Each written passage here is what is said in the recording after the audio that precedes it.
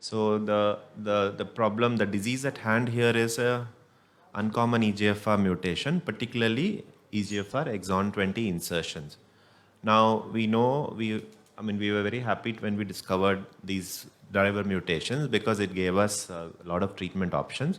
And even though EGFR is the commonest in India, incidence can be as high as 35%. But if you look at within that EGFR uh, domain of mutations, the commonest being exon 19 and 21. Today we are talking about exon 20 insertions, which are actually not that common. So it can represent maybe up to 10% of all the EGFR mutation. And if you do the math, overall, if you see the table over there, the overall incidence, if you have got 100 patients, these are expected in about only 3 to 4 out of those 100 patients. And I'm sure it may be commoner in countries where they have more EGFR mutations, but it doesn't look like. Even if you look at Southeast Asia or China, Japan, Taiwan, 3 to 4%. I don't know what this number is in the US. Maybe it will probably be a little lower. Now, as Dr. Vijay was saying, that like any mutation profile, like if you do NGS, you pick up more, and if you do PCR, then it depends on how your pathologist have set up that PCR. What all probes do you use? And if you want to use the common ones, those S768 and A767, you should have.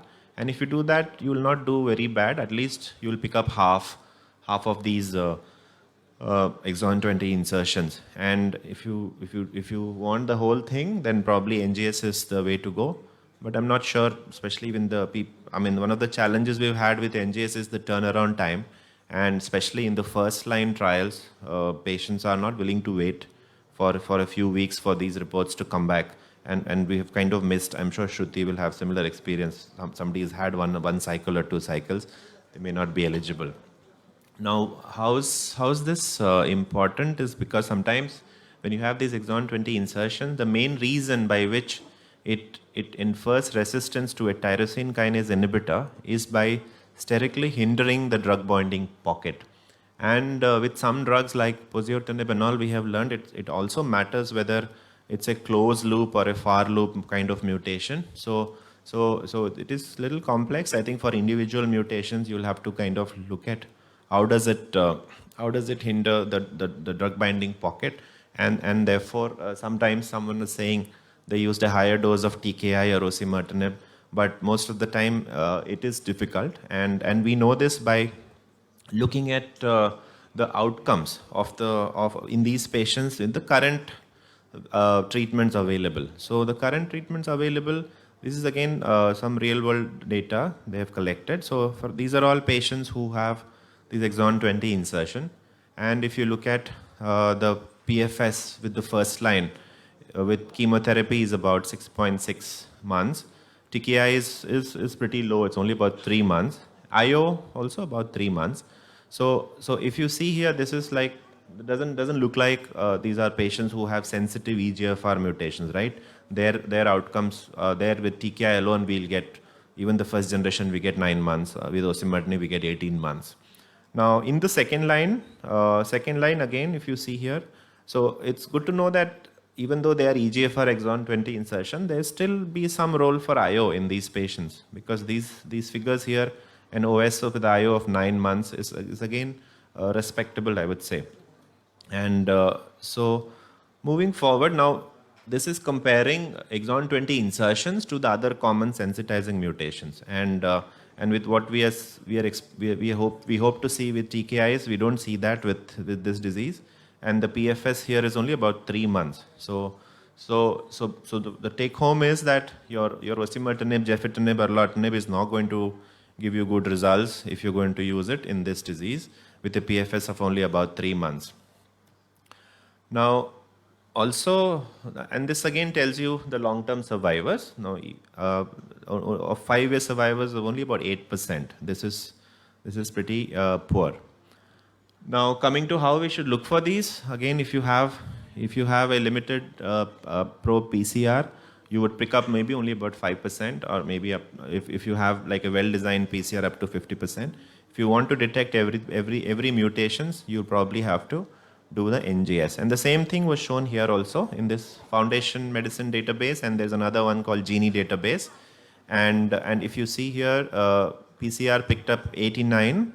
When we did NGS, you picked up much more, 175, and here it's almost double. So that's the importance of doing NGS. Now, incidence in India, prevalence in India, from Tata, I think we have two papers in 2013 and 2017, 3.25 and 8.8. This again is probably, maybe now we are doing NGS over there, so we're picking up more. So 3 to 8% seems to be the incidence. Now, looking at the prognosis, how these patients are doing, I showed you some real-world data before. We don't have too many, because this is something which we discovered newly. We have limited information, but in their retrospective series, you have a PFS 6 months, PFS of about 6 months, and OS about 15.8 months, right? Do I have to stop? Because I have some time now, I think, no? Yeah, we have. Is it? Okay. Okay, so now the drug at hand is Amivantamab. Now, we'll not spend too much in it. You know it's a bispecific antibody. So half MET, half EGFR binding. The mechanism of action, in addition to just receptor degradation, you also have some immune-directed activity and ligand inhibition.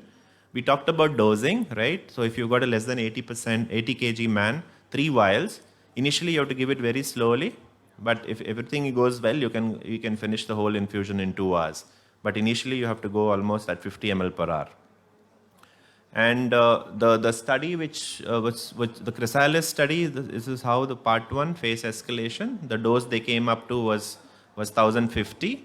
And then you see one of the main reasons of this drug was developed initially was to overcome resistance to EGFR antibody. And then once they figured out that the cohort D was the patients where the efficacy was maximum, they went ahead and kind of, as of now, focused on this. But as discussed earlier, even across other indications, like with lazertinib or with chemotherapy, those trials are ongoing. And the efficacy of, in the cohort D, if you see about 80 patients data we have, all these patients were previously treated. So if you see 1 to 7 lines of treatment, median number of 2.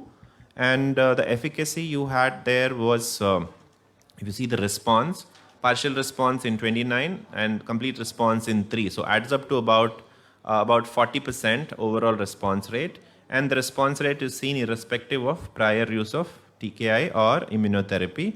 Toxicity is a challenge, and the main toxicity being the anti-EGFR inhibition, producing your rash, stomatitis, pruritus, paronychia. And the MET component is thankfully well tolerated, only a little bit of edema and hypoalbuminemia. And that gives rise to a very good looking waterfall plot. So even though you don't meet a response definition, but still if you see number of patients who have tumor shrinkage is pretty high. And interestingly, this on the patients who did not have a response, they all seems to have this near loop kind of insertion. So in summary, this is a good option to have, especially in patients who have been previously treated as of now. We don't have data in first, I would say even in second line.